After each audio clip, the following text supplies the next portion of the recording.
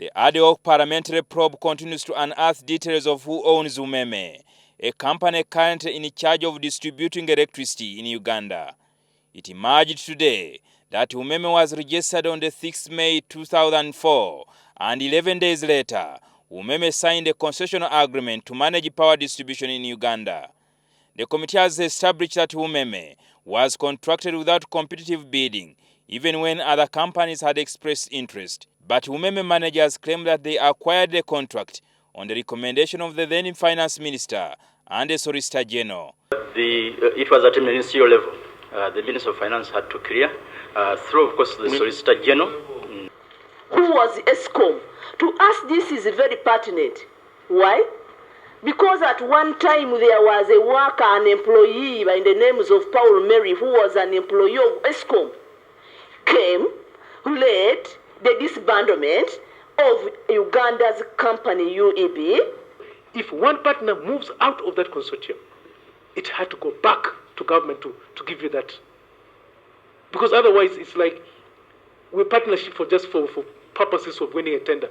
They claim that all this was done on an understanding that the company was to invest about $65 million into the sector.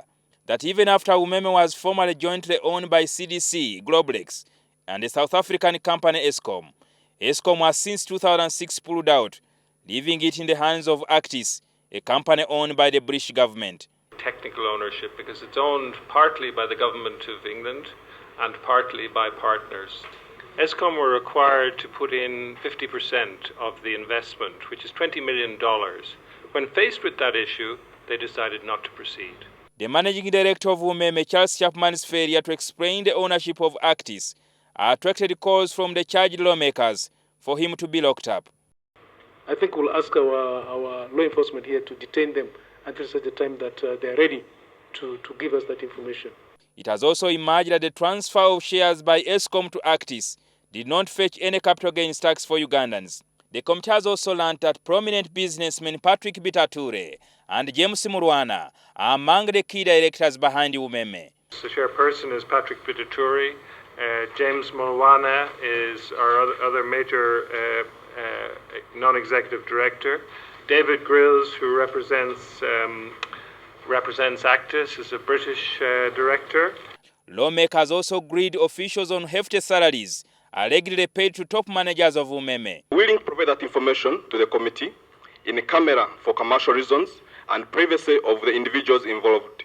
The MPs claim that they are in possession of information that some of the top managers earn over 300 million shillings per month.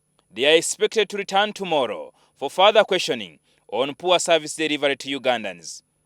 Jingo Francis, NTV, Parliament.